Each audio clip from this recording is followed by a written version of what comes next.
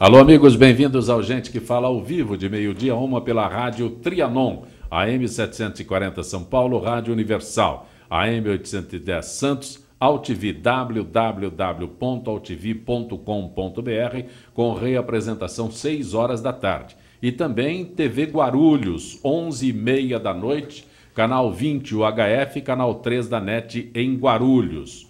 Você pode participar conosco no site www.gentequefala.com.br, nossa página Facebook /programa Gente que Fala, o Twitter @Gente que Fala M, o WhatsApp é São Paulo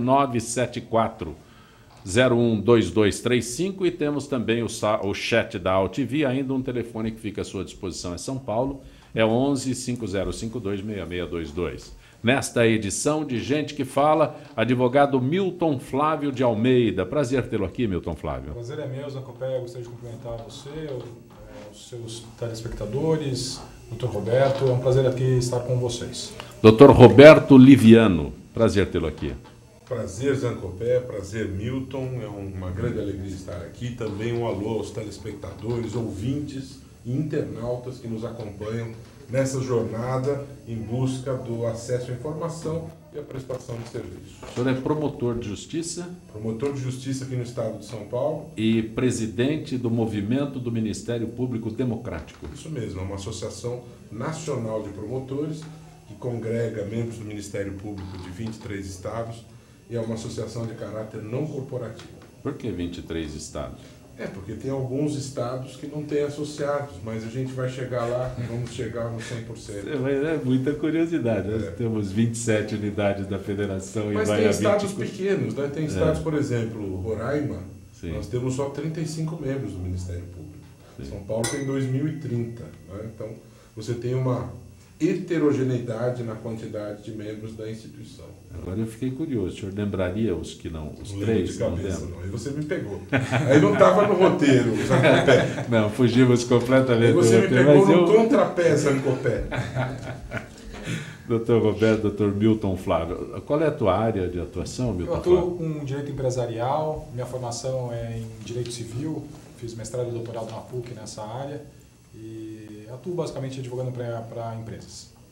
Olha, o assunto que está nos jornais hoje é sobre o fim do fator previdenciário. Ontem, na votação, a Câmara, o Planalto acabou sendo derrotado, né? Mas já avisou que pretende vetar esta emenda que flexibiliza o fator previdenciário. O assunto é bastante complexo, mas eu gostaria da opinião já dos senhores sobre o que pode acontecer. Imagina-se um veto, porque vai para o Senado e depois a presidente também tem a caneta para vetar. Milton, Flávio, Roberto.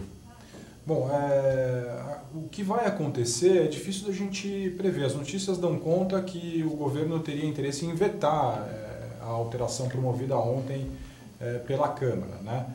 O governo, de um lado, busca a economia, a eficiência fiscal, e do outro lado nós temos os parlamentares respondendo a quem lhes conferiu o voto. É uma situação de fato complicada. Na minha visão particular, acho que a questão previdenciária é extremamente importante de ser tratada com muito cuidado.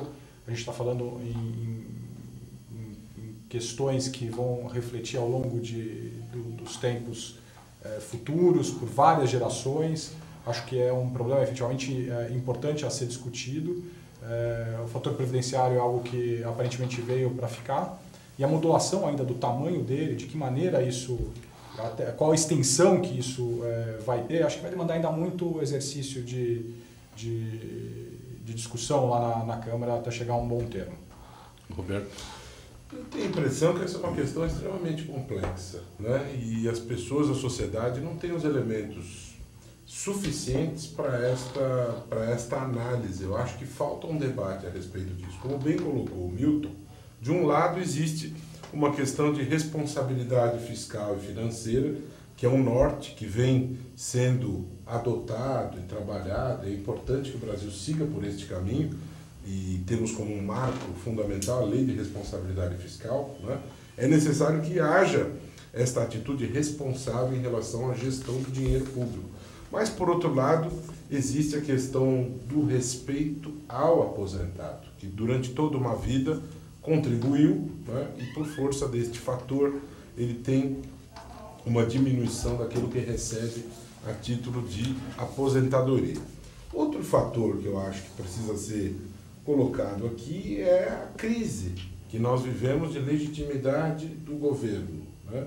Nós vemos uma série de questões que são levadas ao Congresso e o governo vem sofrendo seguidas derrotas, né?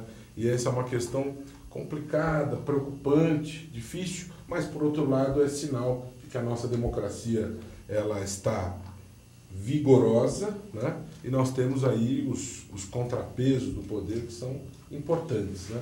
Portanto, é uma questão, uma situação bastante complexa que merece a nossa atenção, a nossa análise. É fundo totalmente político isso nesse momento. É verdade. Não é saber se beneficia ou não a população. O que eu acho lamentável é isso, né? Como a arguição do Fachin, né? No fundo, a história das arguições são muito mais rápidas, muito mais diretas, muito mais curtas, né? E, na verdade, é um embate de natureza política. Já que o senhor citou o Fachin, 12 horas de... Não sei se aquilo é uma sabatina, podemos chamar de sabatina aquilo lá? Eu acho que o que tem se praticado no Brasil é o extremo oposto, né? Você vê um histórico de sabatinas em que o exercício do poder legislativo, que além de produzir leis, é o de fiscalizar, né? De cumprir esse papel de contrapeso político dentro desse sistema de freios e contrapesos, na prática não é exercido. Os nomes são levados ao parlamento e eles são ratificados e há uma sequência de louvações, elogios, bajulações, né? Então, aqui nós temos o extremo oposto, né? De um exagero, uma certa maneira, em alguns momentos, parecendo um patrulhamento ideológico a respeito de certas posições. Eu acho que nem um extremo nem o outro, né? A sabatina é importante que aconteça, que haja vitalidade do exercício do poder legislativo, mas não é necessário chegar a esse extremo, né? Eu acho que a virtude está no razoável, né? No meio termo, né? Eu concordo plenamente com o Dr. Roberto. O que a gente viu com o professor Fachin foi algo absolutamente fora da curva do histórico das últimas atuações do Senado a esse propósito. Nós tínhamos ali um professor absolutamente consagrado, e esse eu falo com tranquilidade porque efetivamente é da minha área. O professor Fachin é um professor de Direito Civil conhecidíssimo, tem uma obra vasta, importante, moderna. Ele sempre foi alguém que colocou a sua posição com muita coragem, enfrentou temas delicados e controvertidos. O que é papel da academia? A academia não deve servir unicamente para homologar posições tranquilas, serve exatamente para discutir essas posições. E o que foi visto ali, aparentemente, foi algo de um revanchismo político. Eu confesso que fiquei um pouco constrangido de ver alguém submetido a um questionamento de 12 horas. Boa parte de quem formulava a pergunta não do meio jurídico, ou seja, com perguntas que por vezes até são deficientes sobre o aspecto técnico, e acho que foi um evento onde o professor Fachin saiu maior, né, independentemente da questão ideológica, e acho que foi desnecessário.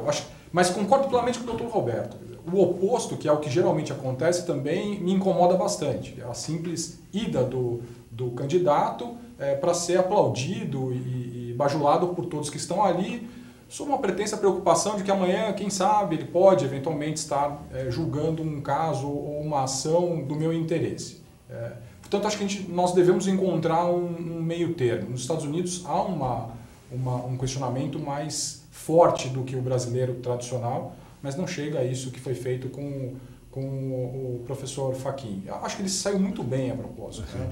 Ele é muito bem preparado, mas Dr. Milton Flávio, Dr. Roberto, quando eu vejo essas sessões com essas sabatinas no Congresso sobre, né, situações como nós vivemos, muitas vezes é um negócio de baba-ovo, né, excessivo. E outras vezes, as pessoas que lá estão, políticos, não preparados, como o Milton Flávio se referiu, não têm o mínimo conhecimento jurídico para questionar alguém que vai ocupar um cargo tão importante como esse. Mas, doutor Roberto, o senhor anteriormente falava sobre a tua ideia, né, de haver um mandato e não essa escolha assim de alguém que vai ocupar uma posição.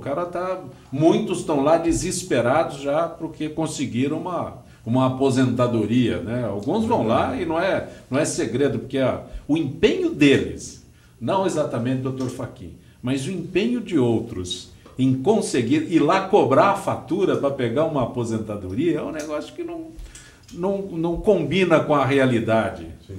Você tocou num ponto que me parece da maior importância. A sociedade talvez não saiba que cada deputado federal tem 25 assessores, cargos de confiança, né? Então, como há um leque amplo de assessoramento, de cargos de confiança, há perfeitas condições de ter pessoas preparadas para colaborar com o parlamentar para que ele possa fazer essa arguição de maneira apropriada do ponto de vista técnico. Então, sim, isso realmente não é razoável. Todos eles têm uma assessoria jurídica para não cometer aberrações. Exatamente. Outra questão que me parece que agudizou essa situação da sabatina do professor Fachin é a aprovação da PEC da Bengala. A perspectiva era que a presidente da República nomeasse 5 ministros que completariam 70 anos até o final do seu mandato. Com a aprovação da PEC, o professor Fachin, que foi indicado por ela, é a última indicação. Então, do ponto de vista político, a oposição acabou ainda mais agudizando este processo nesta sabatina em virtude desta situação.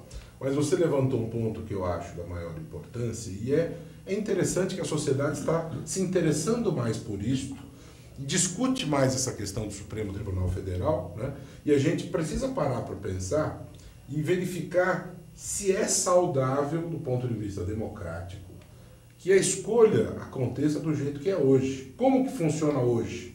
O presidente da República escolhe alguém de notório saber jurídico, né, livremente, e essa pessoa permanece no exercício desta função até os 75 anos de idade. Ou seja, a meu ver, existe uma concentração de poder muito grande, né? O Brasil é uma república federativa.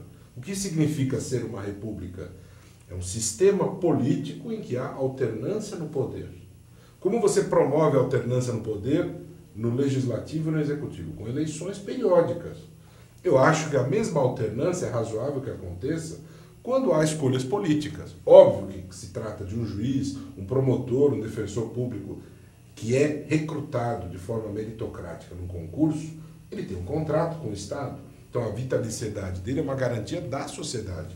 Agora, quando a escolha é política do chefe do poder, me parece absolutamente plausível que haja mandato. A Alemanha, por exemplo, tem mandato para a Suprema Corte.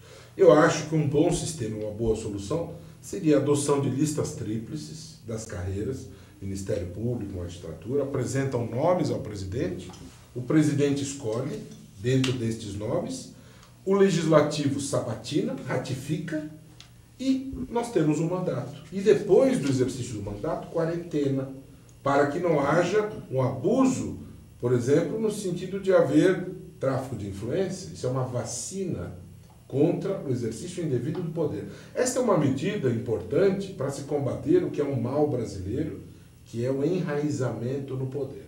Aliás, eu defendo também o fim da reeleição, porque dentro dessa questão do caráter republicano do Brasil, nós temos deputados que estão em Brasília há 40 anos. Como é que nós podemos dizer que esta situação ela representa a concretização da República? O senhor não fica apenas no impedimento de reeleição nos mandatos, nas eleições majoritárias, vamos colocar assim, Executivo, né? E Legislativo, um mandato de 5 anos. Isso representa economia de dinheiro público, isso significa combater o enraizamento no poder que gera um ambiente propício para a corrupção. Um mandato no Legislativo, para todos. Deputados, vereadores, senadores, um mandato para presidente, governador e prefeito, sem reeleição. Eu compartilho da opinião a impossibilidade de reeleição para o Executivo. Com relação ao Legislativo, eu tenho dúvidas a respeito do prazo, da possibilidade ou não de reeleição, mas aí é uma dúvida que se refere à ausência de uma experiência nacional a respeito disso, para saber se isso efetivamente funcionaria ou não. Sou extremamente crítico ao sistema atual, ao sistema político brasileiro. Né? Acho que precisa ser urgentemente alterado sobre vários aspectos, favorável ao voto distrital misto, a diminuição do tamanho das campanhas, a restrição de publicidade eleitoral, a restrição de doação para as campanhas políticas. Por empresas. Por empresas em especial. Então tem uma série de aspectos que me são caros e que eu tenho convicção de que seriam muito importantes para o Brasil. Acho a solução, que não existe uma solução única, e mais do que isso, acho também uma questão tal qual a questão previdenciária extremamente complexa, porque a escolha não se limita a um aspecto só. Né? Dependendo do que for decidido, se discute muito hoje, é o distritão, o sistema do distritão que o presidente Michel Temer, vice-presidente Michel Temer apregou, quer dizer, ou um outro sistema. Cada escolha dessa implica em consequências para outros temas também relacionados ao sistema político brasileiro. Né? Alguns deles são, inclusive, incompatíveis entre si. Portanto, nós vamos ter um trabalho efetivamente muito difícil de ser feito pela Câmara para chegar em algo que seja bom e eficiente. Né? Não aconteceu o que aconteceu, por exemplo, com a própria Constituição Federal Brasileira, que é uma carta de características parlamentaristas, vigendo dentro de um sistema presidencialista. Quer dizer, a gente pode ter algo parecido acontecendo também no que se refere ao sistema político, à reforma política brasileira. Queria fazer um comentário, só complementando essa ideia dessas modificações. Importante as pessoas saberem que esta semana o ex-presidente Fernando Collor pediu o impeachment do Procurador-Geral da República. Ele que foi cassado por corrupção e é investigado no Lava Jato. Momento, vamos repetir esse detalhe. Fernando Collor, cassado por corrupção e investigado na Lava Jato, pediu o impeachment do seu investigador. Né? Eu acho isso um absurdo, são coisas... Como isso é possível? Não. É possível... Usando o termo que o Parron sempre usava quando o senhor participava do Linha Direta com a Justiça, os senhores que são operadores do direito, como isso é possível? É possível porque o povo alagoano mantém Fernando Collor de Mello no exercício do poder. Isso só é possível porque o povo o coloca como representante. Se as escolhas são responsáveis, se os maus são depurados e melhora a qualidade da representação política, esse tipo de situação pode ser coibido. Agora, eu acho interessante que uma situação como essa aconteça para uma reflexão. É risível isso. Hoje, o chefe do Ministério Público Federal, o Procurador-Geral da República, ele é escolhido livremente pelo Presidente da República e essa escolha pode recair sobre qualquer membro do Ministério Público da União. Existe uma consulta informal feita por uma eleição da Associação dos Procuradores da República, só que eu acho que nós precisamos aperfeiçoar o sistema. De que maneira? Eleição com voto uninominal, todos os membros do Ministério Público da União, oferecendo um nome, que é o mais votado, e o parlamento sabatina e confirma. Isso protege o mandato do Procurador-Geral da República e vacina o exercício desta função das ingerências do poder. Acho que o mesmo sistema poderia ser adotado nos estados, em que nós temos frequentemente listas tríplices e o governador nomeando nomes derrotados na eleição. Voto uninominal, o mais votado é submetido a uma sabatina pelo Poder Legislativo. Quando o Legislativo ratifica, você confere a essa escolha legitimidade popular e você desconcentra poder, porque não é o chefe que decide, é o Poder Legislativo. E o povo que fiscaliza o Legislativo para que ele faça esse controle de maneira adequada. Então, tanto a nível federal como a nível estadual, propõe o voto uninominal para a escolha do chefe, tanto Procurador-Geral da República como Procurador-Geral da Justiça, com sabatina pelo Legislativo. Esta forma aperfeiçoa a escolha do chefe, blinda de ingerências e dar à sociedade a possibilidade de controle nas escolhas através do legislativo. Eu vou voltar ao ponto que eu coloquei. Quando se sabatina, quando se coloca lá para os parlamentares sabatinarem alguém que vai ocupar um cargo muito importante, o meu questionamento é sobre a qualificação daqueles que fazem a sabatina. Então, eu acho, sabe... De novo, é a questão da qualidade da escolha nas eleições. Sim. Aí chegamos a este absurdo, né? Do cara pedir que mudem o carcereiro dele, né? Olha, eu estou preso aqui, mas eu não concordo que esse cidadão que tem a chave venha me atender aqui. Exatamente. Então é lamentável. Eu sempre questiono, né? Porque o nosso parlamento é de uma diversidade impressionante, né? O negócio se a gente for analisar, e às vezes quando a gente... Aqui o exemplo que eu tomo é São Paulo. Você está se referindo a Tiririca? Tiririca, Enéas, né? Absurdos, né? Uma votação. Enéas é médico. Era médico, mas em nenhuma única... Tiririca para arguir um candidato a ministro do Supremo. Outro dia ele falou 2h30, né? Perguntaram para ele que horas são. Ele falou 2h30. Foi a máxima manifestação dele, lamentavelmente, no plenário da Câmara Federal. Então, pior do que está, fica. Fica. Mas o que eu coloco sempre nessas discussões políticas, né? Eu me baseio aqui por São Paulo, né? Porque é mais fácil uma frequência aqui na Assembleia Legislativa do que na Câmara Federal. Eu não vejo, né, essa obrigatoriedade da sabatina, alguém que vai ocupar um cargo na justiça tão elevado de parte daqueles que estão lá. Então, o Tiririca não foi, mas... Pô, eu sei. Você precisa melhorar a qualidade dessa representação. Mas, conceitualmente, você transferir esse poder das mãos do governador para o parlamento é um instrumento de desconcentração de poder que é saudável. Porque hoje você tem essa questão concentrada na mão do governador e muitas vezes tem estados em que o governador escolhe o terceiro mais votado. E às vezes com uma votação pífia. E ele está cumprindo a lei, a Constituição. Né? Isso é uma questão complicada. Por outro lado, a escolha direta pelos membros da carreira pode haver, em algum local, alguma situação em que essa escolha esteja contaminada por algum interesse corporativista. Se você dá o poder de sabatina para o Legislativo, você tem o controle disso. Então, eu peço aos senhores que expliquem nessa informação, nessa notícia sobre o Fachin, o que se questionava muito era a sua dupla atividade, né? O que causaria um impedimento. A OAB anotou em sua carteira que ele estava impedido de advogar somente contra a Fazenda Pública do Paraná.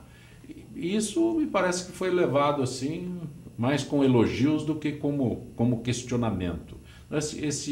Eu gostaria de entender onde há um impedimento possível que possa bloquear a nomeação de um... Esse é um assunto para o Dr. Milton Lautenschläger.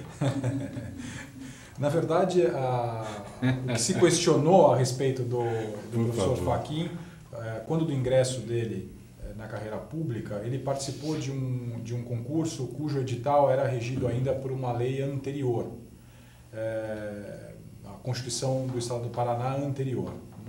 No momento em que ele assume a procuradoria, a Constituição vigente já proibia o exercício simultâneo da advocacia privada com a procuradoria.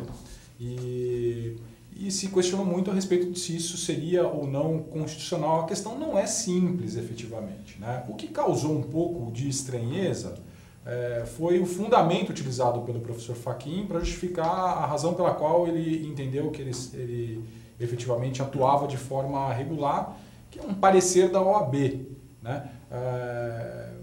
A OAB é uma entidade de classe, uma autarquia federal, mas que não efetivamente pode ser responsabilizada pelo um parecer da constitucionalidade ou não de uma determinada legislação e muito menos, inclusive, a respeito de se é jurídica ou não a atuação que um determinado advogado tem e compatibilizá-la com uma atuação pública, por exemplo, né?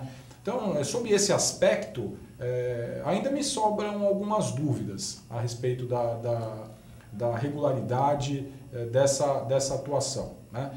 Mas o fato é que ele permaneceu lá por todo o período, cumpriu a sua função, se desincompatibilizou já há muitos anos da atividade também.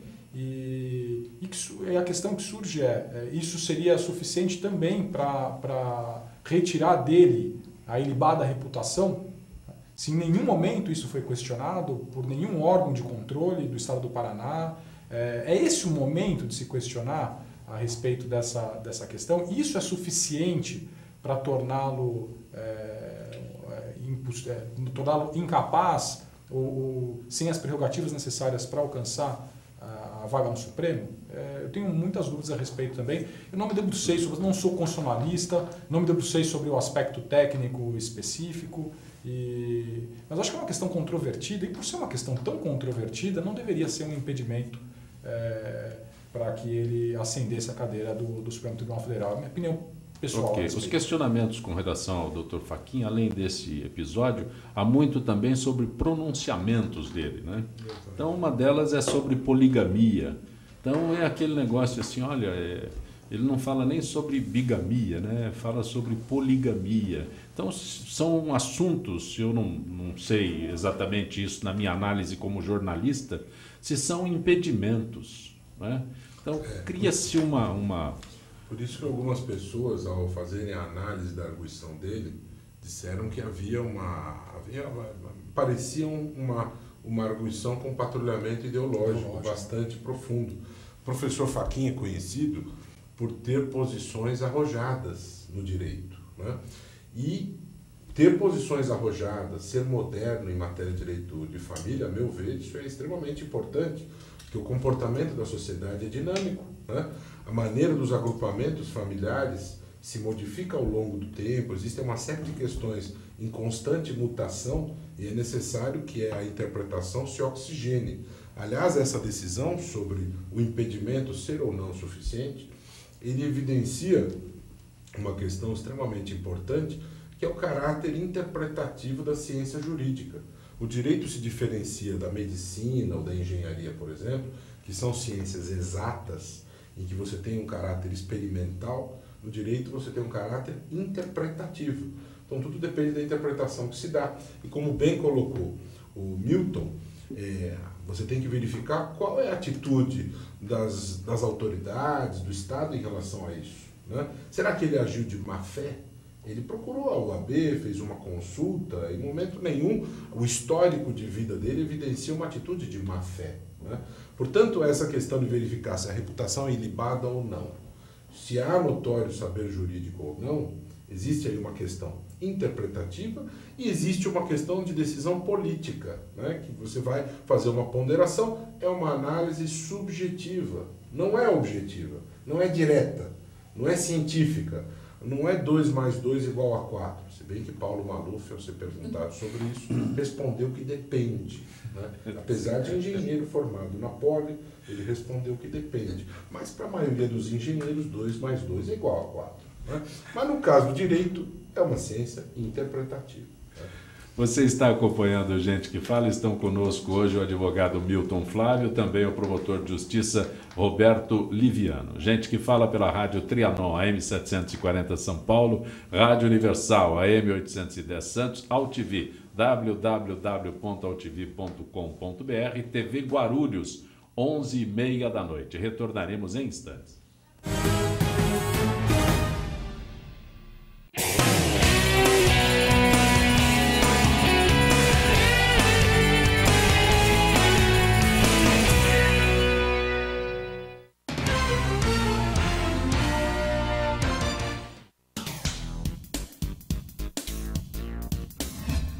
Eu sou Cláudio Longo. Eu, Paulo D'Angelo. E eu sou Tarso Gouveia. Nós apresentamos todas as terças-feiras, às 9 da noite, aqui na altv.com.br, o Família Palestra TV, um programa esportivo onde você sabe de tudo sobre o Palmeiras, aqui na TV da internet.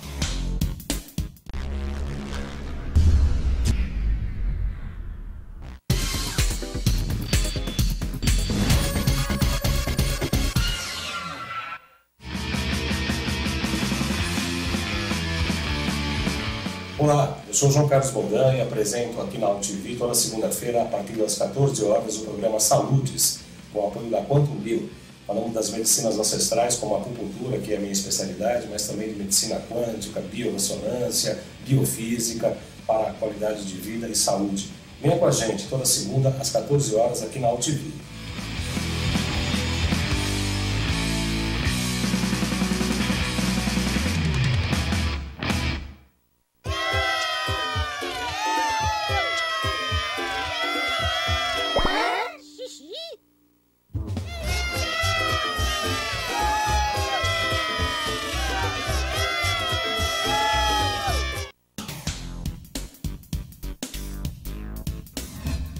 Eu sou o jornalista Patrício Bentes, que apresento às sextas-feiras, às 16 horas, o programa Visão Plural.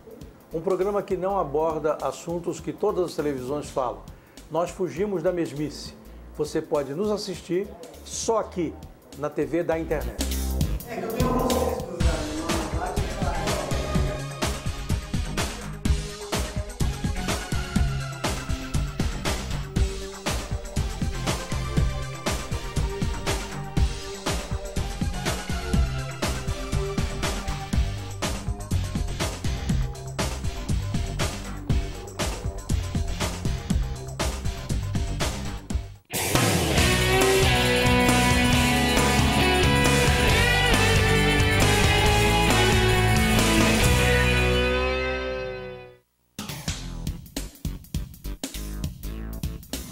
Sim, meus amigos, muito prazer, sou Sérgio Oliveira e estou aqui para lembrar vocês que toda segunda-feira, 9 horas da noite, eu estou aqui na TV da internet com o Futebol Alternativo TV.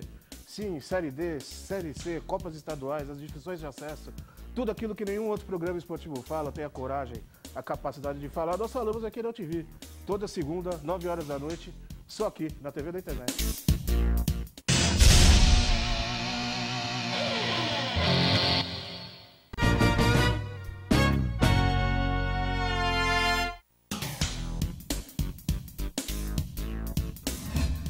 Eu sou o jornalista Patrício Bentes, que apresento às sextas-feiras, às 16 horas, o programa Visão Plural. Um programa que não aborda assuntos que todas as televisões falam. Nós fugimos da mesmice. Você pode nos assistir só aqui, na TV da internet.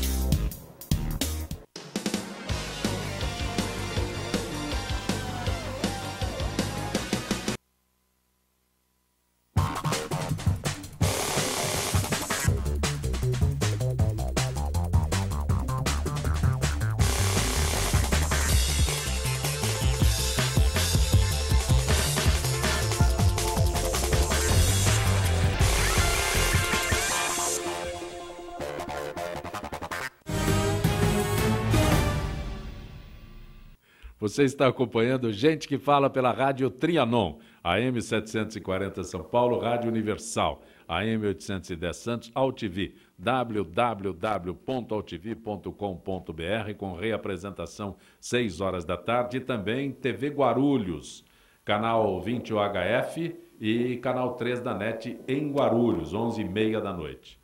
No nosso Gente que Fala hoje, o contato com a Gisele Souza, que é do setor de eventos da FIPESP, trazendo dicas da Associação dos Funcionários Públicos do Estado de São Paulo. Gisele Souza, boa tarde. Boa tarde, Zancopé. Bom, o tema hoje, doações para projetos de combate ao câncer podem ter benefício fiscal. Pessoas físicas e jurídicas que contribuíram com doações para projetos na área de oncologia podem ser beneficiados fiscais no imposto de renda. É o que determina o Programa Nacional de Apoio à Atenção Oncológica, o PRONON, instituído pela Lei 12.715 de 2012. Gisele, qual a finalidade desse programa? Implantado pelo Ministério da Saúde, o programa visa incentivar ações e serviços desenvolvidos por entidades, associações e fundações privadas sem fim lucrativo, no campo da oncologia. A intenção é captar recursos para fomentar o combate ao câncer em todas as suas vertentes, incluindo pesquisas, tratamentos, diagnósticos e reabilitação. Gisele, quem quiser participar, como deve proceder? Pessoas físicas têm até o ano calendário de 2015 para adquirir o programa, enquanto as pessoas jurídicas têm até o ano calendário de 2016. Neste último caso, a dedução pode ser o valor total das doações e patrocínios do imposto sobre a renda, base do lucro real, apurado na declaração de ajuste anual. As doações não se restringem apenas a valores pecuniários em dinheiro, ou seja, podem ser feitas também por transferência de bens, imóveis ou móveis, comodato ou cessão de uso de bens e imóveis, ou equipamentos e realizações de serviços de reparos em bens. Há também a possibilidade de fornecer materiais clínicos hospitalares, como medicamentos e produtos de alimentação. Assim, por um lado, temos o contribuinte se valendo diretamente do poder de decisão acerca do destino que será dado ao tributo pago. Por outro, temos as instituições dedicadas à pesquisa e à cura do câncer, recebendo os benefícios dessas contribuições. De certa forma, o contribuinte vê onde e como efetivamente os seus impostos pagos estão sendo aplicados e percebe o retorno deste investimento de forma benéfica a toda a sociedade. Para mais informações, vale a pena consultar um advogado ou contador, ou ainda o portal eletrônico do Ministério da Saúde, portalsaude.saude.gov.br. Agradeço a Gisele Souza, do setor de eventos da FIPESP, Associação dos Funcionários Públicos do Estado de São Paulo, trazendo esclarecimentos àqueles que acompanham o Gente que Fala. Gisele, uma boa tarde. Boa tarde, Zancopé, e boa tarde a todos os ouvintes do Gente que Fala. Conosco hoje o advogado Milton Flávio, que é advogado... Repete para mim, Milton. Atua em direito empresarial. Atua em direito empresarial. Também o promotor de justiça, Dr. Roberto Liviano, que é presidente do MPD. Quando eu vejo essas siglas assim, eu me assusto sempre e tenho que ter muito cuidado ao pronunciar estas siglas, mas é Movimento do Ministério Público Democrático. E atua na área do combate à corrupção. Maravilha. Consegue? É necessário. É necessário. Desculpa a brincadeira, mas é um trabalho muito importante e difícil neste nosso país. Ela está assim, está infiltrada. Aproveite, senhor. E o maior problema que nós temos, né? E me parece que nesta operação Lava Jato envolvendo Petrobras, é a primeira vez que nós temos o corruptor e o corrupto juntos num. Isso é a coisa mais difícil que nós temos no Brasil, em tudo que aconteceu, em tudo que acontece, mudando de termo aí, mas receptador, por exemplo, né? Não existe o da ação, né? O agente, dificilmente é pego, é enquadrado. Por que toda essa dificuldade? Eu repito para ficar na tua área específica, não é? É a primeira vez que se tem na história deste país os dois agentes, o corrupto e o corruptor. Por que é tão difícil isso? Bom, em primeiro lugar, é importante que isso aconteça porque a corrupção tem caráter bilateral. Da mesma maneira que eu tenho corrupção na esfera pública e também na esfera privada, eu tenho os dois polos do ato de corrupção. Portanto, essa responsabilização é de extrema importância. A principal explicação em relação a essa dificuldade de promover a responsabilização, Zancopé, diz respeito à questão de prova, né? Ninguém pode ser investigado, na verdade, investigado não, punido. Ninguém pode ser punido e condenado por um ato sem que eu tenha provas robustas nesse sentido. Inclusive, há um princípio processual que vigora no Brasil e que é um princípio que nos confere segurança jurídica, que a dúvida beneficia o acusado. Você não pode condenar ninguém na dúvida. Sim. Existe temor de oferecer denúncias. Existem receios, porque o Estado tem dificuldade em proteger as pessoas que denunciam. Nós temos os programas de proteção a vítimas e testemunhas, mas é algo que ainda está se consolidando no país. Portanto, a principal dificuldade para que você possa promover essa responsabilidade na plenitude, não só em relação ao corruptor, mas é a questão da prova, né? E nós tivemos aí elementos que vêm sendo usados muito na Operação Lava Jato, relacionados à delação premiada, né? Que inclusive é objeto de questionamentos eu digo a você que eu não me sinto muito feliz de que a gente precise usar tanto a delação premiada, mas ela é uma forma de colaboração necessária, vem sendo usada em todo o mundo para você elucidar o crime organizado, a corrupção, o terrorismo, e é um instrumento de prova realmente necessário, que deve ser feito de acordo com as regras legais, importante. Então, esta dificuldade, resumindo o que você me perguntou, diz respeito à complexidade inerente à prova. Preciso de provas, preciso demonstrar essa responsabilidade, preciso promover esta responsabilidade dentro do devido processo legal. Só assim haverá uma condenação válida que possa ser cumprida, executada da maneira como é necessário. Dr. Roberto Liviano é promotor de justiça, mas o Dr. Milton Flávio é advogado empresarial. Posso colocar esse termo? Sim. Né? Aí eu questiono o senhor sobre essa delação premiada que existe hoje. Vou fazer um negócio absurdo aqui. Até que ponto alguém que cuida de uma empresa lançaria a mão dessa delação premiada num momento como esse que nós estamos? Não tem nada a ver com os teus clientes, pelo amor de Deus. Mas o senhor deve ter analisado o outro lado. O lado do cliente teu, empresário, que de repente, não é, se vê envolvido numa situação dessa. E há muito questionamento sobre a delação premiada. O senhor deve ter feito análise disso daí, independente da sua atuação nesse setor. Zancopé, a questão da delação premiada ela é muito discutida em função do fato de pressupor alguém, entre aspas, dedurando outra pessoa, sendo que a pessoa que prestou a delação premiada efetivamente, há indícios fortes de que ela é uma pessoa que também havia praticado o mesmo crime, ou praticou o mesmo crime, né? Mas eu concordo com o Dr. Roberto, eu acho que a delação premiada é um instrumento pedagógico. Eu não acho que ela deve ser utilizada de uma forma absolutamente desarrazoada para qualquer situação, em todas as hipóteses, né? Mas o fato dela existir certamente vai trazer para as empresas e para os agentes políticos, os agentes que participaram daquele evento criminoso ou que estão na prática do evento criminoso, uma preocupação muito maior, né? De que essa situação amanhã pode ser exposta por um dos membros ali daqueles envolvidos. Então, como eu não sou criminalista, os criminalistas são mais arredios a essa situação, eu não vejo com maus olhos a delação premiada. Acho que é um instrumento importante, ele está funcionando. Nós estamos vendo uma situação extraordinária acontecendo no Brasil, inédita, né? Com deficiências, com problemas, não tenho a menor dúvida, poderia ser aprimorada, acho que vai ser aprimorada, né? Esse processo todo, mas foi isso só se deu por conta de instrumentos como a delação premiada. Então eu acho muito importante. A minha pergunta é o seguinte: eu tenho os dois lados da justiça aqui, né? Tenho a promotoria e tenho a advocacia, né? O cliente representado.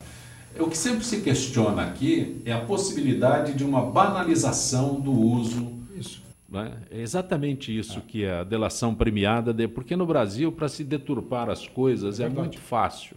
Então é por isso o meu questionamento, né? Mas eu tenho muito medo disso. Zancopé, tem uma questão importante, também fundamental, que a sociedade, que as pessoas que estão nos ouvindo e nos vendo saibam. A Lei 12.850, que especifica uma série de regras relacionadas à delação premiada, ela diz expressamente que não se pode condenar ninguém exclusivamente com base na delação. Sim. Então, é o fio da meada que se puxa. A partir da delação, você vai colher outras provas, a partir das quais você poderá fundar um decreto condenatório. Porque, doutor Roberto, tem um detalhe. É muito famoso aqui no Brasil aquele ditado que é melhor você acusar e o acusado é que tem que vir com a contraprova, né? O acusador... O ônus da prova incumbe a quem acusa, né? Mas no Brasil é o inverso. Mas veja, Zancopé, você que tem que provar que não deve nada. Este raciocínio que muitos estão dizendo, se a gente levar isso a ferro e fogo, a gente vai deslegitimar a prova testemunhal, por exemplo. Então as pessoas vêm, declaram fatos que viram, que presenciaram, que conhecem, e isso não tem validade. O direito permite a demonstração dos fatos por todos os meios de prova possíveis, né? o depoimento testemunhal, a delação premiada, o próprio depoimento do acusado, os documentos, as perícias, todos esses são meios, os laudos, né? Todos esses são meios de prova admissíveis e nenhuma delas tem valor absoluto. As provas têm valor relativo e o que leva à força da convicção é o conjunto delas. Até a confissão tem valor relativo.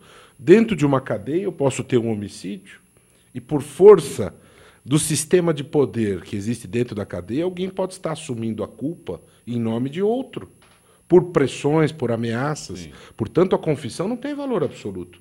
A delação premiada não tem valor absoluto. O depoimento testemunhal também não tem. Então, essa questão da banalização, da vulgarização que você coloca, isso nos traz à tona a responsabilidade do juiz. Ele precisa ter extremo bom senso, serenidade, responsabilidade ao fazer essa valoração das provas, né? E verificar o conjunto delas, a que conclusão leva, né? Não só a delação, mas como a lei diz expressamente, nenhuma condenação pode se basear exclusivamente nela, né? Por isso, tenho a percepção de que esse sistema nos dá a garantia da não vulgarização, da não banalização. O sistema nos permite examinar a responsabilidade olhando as provas como um todo, não apenas a delação. A mim parece que a questão da delação premiada serve muito para crimes complexos, para estruturas complexas de corrupção, como é o caso que nós estamos avaliando hoje. Não teria cabimento o Ministério Público e nem o Judiciário serem a favor de uma delação premiada envolvendo um crime simples, com duas pessoas, que ele vai eliminar uma ou vai efetivamente negociar com um dos criminosos para pegar o outro. Não se justifica. Então, esse receio, nós estamos vivendo ou estamos diante de um caso específico, sim, excepcional, de tamanho excepcional, histórico, quer dizer, onde a função da delação premiada acho que cumpre um papel importante, como cumpriu na Itália, de onde veio essa experiência e que foi... de onde se trouxe a inspiração desse instrumento, né? Eu acho que numa situação excepcional como essa, ela tem cumprido o seu papel. Do lado das empresas, a lei de corrupção vinha cumprindo um papel importante também, porque houve um estímulo para que as empresas implementassem a área de compliance e uma série de instrumentos para se proteger de atos que pudessem ser enquadrados dentro da lei anticorrupção. E aí o Executivo cumpriu um desfavor para o Brasil, numa tentativa que eu não vou arriscar dizer qual o propósito dela, embora possa imaginar, regulamentando uma lei que não necessariamente precisaria ser regulamentada, de uma forma a criar dificuldades para a punição das empresas, né? E com uma história que a mim me parece equivocada, de que condenando-se uma empresa e eliminando-se essa empresa não poderia ser substituída por outra, como se o mercado não resolvesse os problemas por si só. Então, acho que devemos tomar um cuidado muito grande. A lei anticorrupção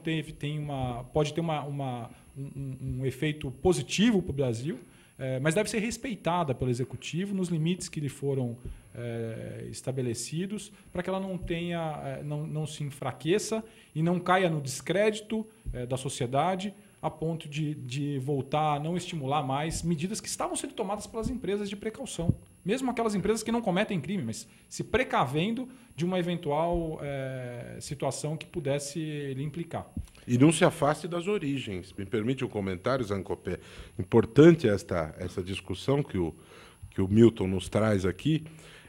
Primeiro, realmente, a própria lei diz em que hipóteses a delação premiada pode ser usada. Por exemplo, crime de extorsão mediante sequestro, existe uma previsão expressa. A própria lei seleciona em que situações é cabível. Agora, este comentário do Milton sobre a lei anticorrupção é extremamente importante, porque esta lei, que é de 2013, que foi aprovada logo após as jornadas de junho de 2013, ela trouxe uma nova figura jurídica para o país, que são os acordos de leniência. Mas é importante dizer, e as pessoas não sabem disso, no projeto original, que começou a tramitar em 2010, não estava previsto o acordo de leniência. O acordo foi incluído numa emenda ao apagar das luzes, quando houve pressão da sociedade para que houvesse melhoria do controle da corrupção. Portanto, não houve um debate mais profundo, e a maneira como o acordo de leniência é estruturado na lei é péssima para o interesse público, por uma simples razão. Quem celebra o acordo? o governo e as empresas. E o governo, muitas vezes, está envolvido nos atos de corrupção. E quem representa o governo nesse processo? A CGU, que é composta, que tem na sua direção pessoas de confiança do próprio governo. Ao lado desta discussão, por esses acordos, o Ministério Público investiga a corrupção, às vezes até fora do Brasil.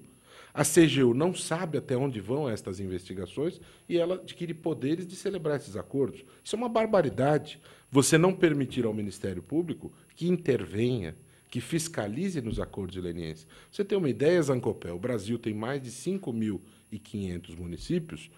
Por força da lei, quem celebra esses acordos de leniência são os órgãos de controle. Há muitos municípios no Brasil que não têm órgãos de controle. Existem municípios no Brasil em que o controlador é o faxineiro da prefeitura. E esta pessoa, nos termos da lei, é que tem poder de celebrar o acordo de leniência. Isso é uma barbaridade. Existe um conflito de interesses óbvio entre o governo e a empresa. Isso é extremamente perigoso. Por que afastar o Ministério Público desta fiscalização? Por que dar poderes para a Controladoria Geral da União de decidir se a empresa continua tendo direito aos financiamentos do BNDES, do BNDE ou não, afastando a justiça desta apreciação? Existem interesses aí, e como bem colocou o Milton, a razão de ser da lei é a punição da corrupção. E não, como tem dito o advogado-geral da União, salvar empresas. Né? Quer dizer, a lei para salvar empresas, quer dizer, há problemas econômicos, então vamos salvar as empresas. Vamos radicalizar, então não podemos quebrar bocas de fumo, porque elas geram empregos, né? As pessoas são remuneradas, não vamos quebrar esquemas de exploração de crianças ou casas de prostituição, porque isso afetará a economia. Né? Isso é um absurdo. Se a empresa é corrupta, se viola a lei prevê, inclusive, a interdição de empresas. Deve haver a punição. Deixa eu aproveitar um instantezinho ainda nesse final de gente que fala, a discussão que nós temos sobre maioridade penal. O assunto já é extremamente debatido, mas eu gostaria de saber dos senhores, a visão dos senhores sobre essa redução da maioridade penal. Eu acho que o doutor Roberto vai ter muito mais informação e dado para passar a esse respeito como promotor. Eu tenho a minha opinião pessoal. Né? Eu acho que a redução da maioridade penal não vai implicar na redução dos índices de criminalidade que nós temos hoje. Acho que o problema da criminalidade tem fundo diverso. Né? Um problema de formação, de educação, todos os problemas que nós sabemos que o nosso país tem como um país em desenvolvimento. Não acho que a redução da maioridade penal vai trazer um efeito positivo. Acho diferente. Acho que hoje o menor já é levado a uma condição bastante difícil quando é levado a uma casa, a FEBEM, né, a essas instituições, onde praticamente são presos como qualquer outro preso no Brasil, maior ou menor. Então, eu particularmente não vejo isso como uma solução. Né?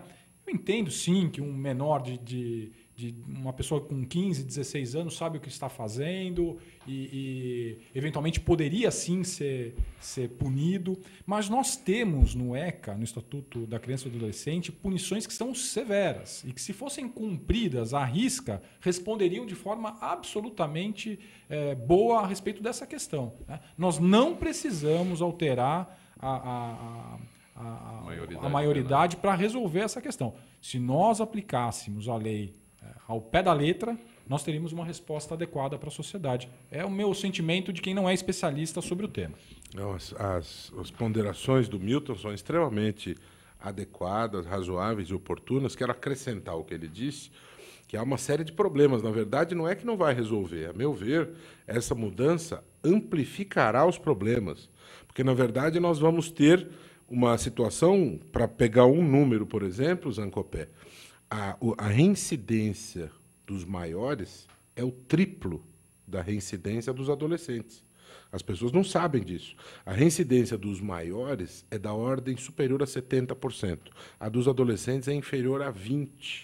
Então, eu vou pegar uma pessoa que tem um risco de reincidência, que é 1/3 da do maior, e vou jogar na no caldeirão do crime? Isto resolve alguma coisa? Outra coisa também, as pessoas não sabem e têm uma impressão de que os adolescentes que estão internados na Fundação Casa são todos autores de crimes bárbaros, extremamente violentos. Cerca de 1% dos internos praticaram crimes extremamente violentos.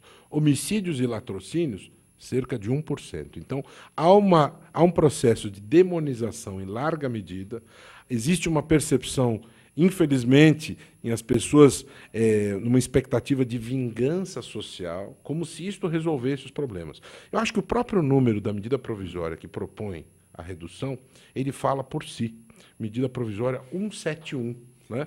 A meu ver, um grande estelionato para a sociedade, porque esta medida é vendida como um instrumento que resolve todos os problemas da violência e criminalidade. Isto é um embuste. Não resolverá problema nenhum. Agravará os problemas. Portanto, atenção, vamos abrir os olhos. Né? E as pessoas muitas vezes não têm informação e vão nesta direção sem saber. Se você fizer uma pesquisa, quantos querem deixar de pagar o imposto de renda, Zancopé? 100% vão dizer que não querem pagar. Sim. E é por isso que nós vamos mudar a lei? É por isso que nós vamos deixar de arrecadar e cumprir a função social do tributo? Não é bem assim. Né? Mais alguma coisa a acrescentar? Não, eu acho que é exatamente isso. Né? O Roberto foi muito claro e muito feliz na colocação. Eu tenho a convicção de que não é através das leis que a gente muda um país. A lei, na verdade, ela é uma resposta da evolução da sociedade, etc. E não vai ser por conta de transferir um menor, um sujeito com 15, 16 anos, para um presídio para conviver com pessoas mais velhas, que a partir daí ele não vai mais cometer um novo crime. Quer dizer, ao meu ver, de uma questão básica e que eu tenho certeza que não vai resolver os nossos problemas e nem vai melhorar os nossos índices de criminalidade.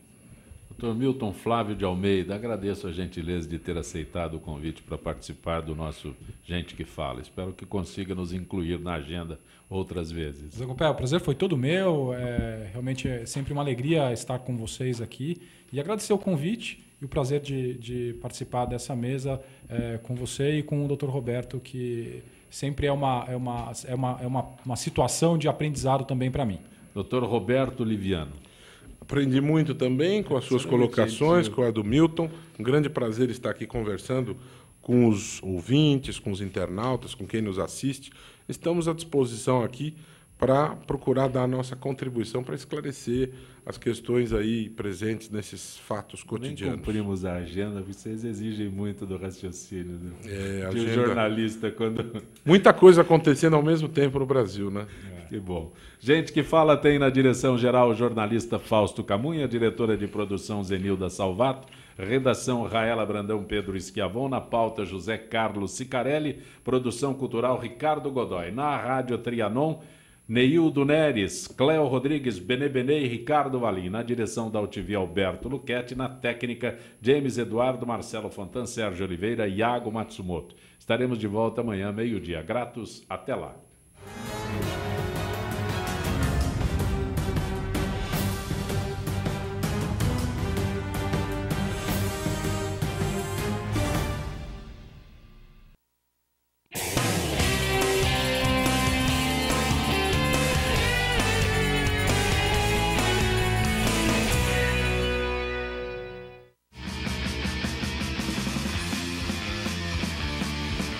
Olá, eu sou João Carlos Mondanha.